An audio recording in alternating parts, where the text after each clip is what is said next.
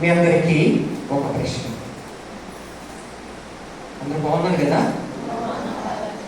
మొదటి ప్రశ్న, మీలో ఎవరైనా క్రీస్తు ప్రభుని పునరుత్థాన క్రీస్తును చూశారా? సమాధానం కరెక్ట్గా చెప్పండి. మీలో ఎవరైనా క్రీస్తు ప్రభుని, ప్రత్యేకంగా పునరుత్థాన క్రీస్తు ప్రభుని చూశారా? ఇప్పుడు మీరు అడగచ్చు, పునరుత్థాన క్రీస్తు ప్రభు వేరు, పునరుత్థానకు ముందున్న క్రీస్తు ప్రభు వేరా అడగచ్చు. కానీ నా ప్రశ్న జాగ్రత్తగా వినండి. క్రీస్తు ప్రభుని, పునరుత్థాన క్రీస్తు ప్రభుని మీలో ఎవరైనా చూశారా? చూడలేదన్న వారు ఒకసారి చెప్పండి. చెప్పండి. చూసామన్న వారు చెప్పండి. ఎవరు చూడలేదు? ఈ ప్రశ్నకు సమాధానం చివరిలో మీరే చెప్తారు, మీతోనే చెప్పిస్తారు.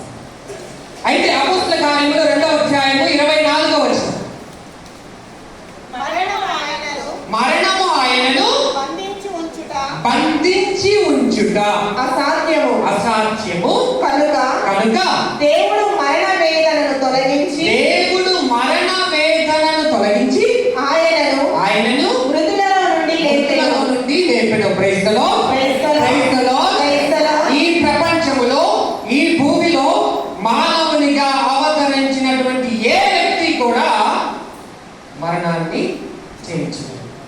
మనందరికీ ఎవరన్నా భయపడమో తెలియదు, కానీ ఒకటంటే భయపడతాం మన జీవితాలు. ఏంటది? మరణం అంటే ప్రతి ఒక్కరం కూడా భయపడతాం. ఆ భయానికే భయం చూపించినటువంటి వ్యక్తి క్రీస్తు ప్రభు. Praise the lord. మరణం అనేటటువంటి భయానికే వణుకు పుట్టించినటువంటి ఒకే ఒక్క వ్యక్తి క్రీస్తు ప్రభు. అయితే ఈ మరణం అనేటటువంటి భయానికి వణుకు పుట్టినటువంటి ఆ క్రీస్తు ప్రభుని గురించి మనందరం ఇక్కడ ఉన్నాం కదా.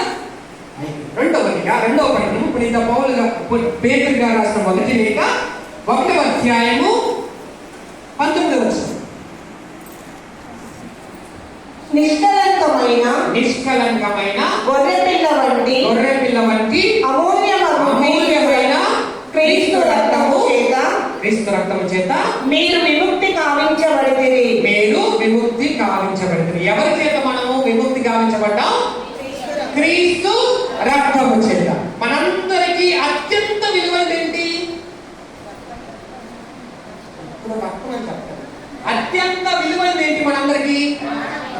ప్రాణం కంటే విలువైంది. ఈ ప్రాణం ఉన్నంత కాలం మనం కొన్ని సంపాదించుకుంటాం. ఏంటది? ధనము కంటే ఖరీదైనది ఏంటి? బంగారం కదా. ఆ బంగారం కంటే ఖరీదైనది ఏంటి తెలుసా? క్రీస్తు రక్తం. అదే చెప్తున్నారు. 18వ వచనం చదవండి. ఏలయనా మీ పూర్వుల నుండి మీకు లభించిన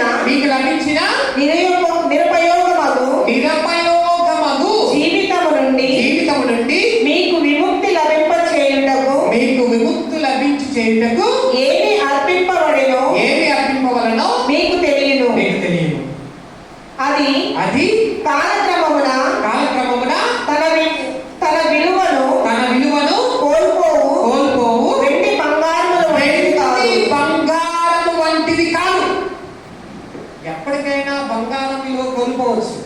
ఈ రోజు ₹1,00,000 ఉంటే రేపు ₹10 రావచ్చు. కానీ ఎప్పటికీ బంగారము కంటే విలువైనటువంటి క్రీస్తు రక్తము మనలను విమోచించింది. అదే ఈనాటి 2 పట్టణాలు మనకు నేర్పించింది. ఏంటది? క్రీస్తు రక్తము బంగారము కంటే విలువైనదని, మరణాన్ని సైతం భయాన్ని సైతం భయపెట్టింది క్రీస్తు ప్రభువే అని మనం ఈ రోజు 2 పట్టణాల్లో తెలుసుకున్నాం.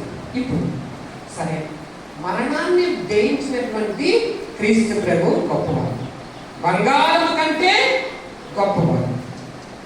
కానీ ఇక్కడ ఒక చిక్కు. ఏంటి ఆ చిక్కు అంటే, 2 వ్యక్తులు యమాను ప్రాంతంలో ప్రయాణం చేస్తూ ఉన్నారు. ఎక్కడికి వెళ్తున్నారన్న విషయం పక్కన పెడితే, వెళ్ళే సమయంలో వారి పరిస్థితి ఎలా ఉంది? భయంగా ఉన్నారు, నిరాశతో ఉన్నారు, ఆశను కోల్పోయి ఉన్నారు. నిరాశతో ఏమి చేయాలో తెలియదు, మాకున్నదంతా అయిపోయింది. ఇక మేము ఎవరి కోసం బ్రతకాలి, ఎవరితో బ్రతకాలి, మేము ఎప్పటి నుంచో ఎదురు చూస్తున్నాం కదా. ఎవరో వచ్చి మెస్సయ్య వచ్చి మమ్మల్ని రక్షిస్తాడు, రక్షించి మమ్మల్ని కాపాడతాడు, మమ్మల్ని కాపాడే దేవుడు మాతో ఉన్నాడని ఆశపడ్డారు కదా. ఆశ నిరాశ అయిందన్న బాధ, ఆశ వాళ్ళ చేతులారా పోయిందన్న భయం. ఇటువంటి భయంతో, నిరాశతో, బాధతో వారు ప్రయాణం చేస్తున్నారు. ఎంతమంది?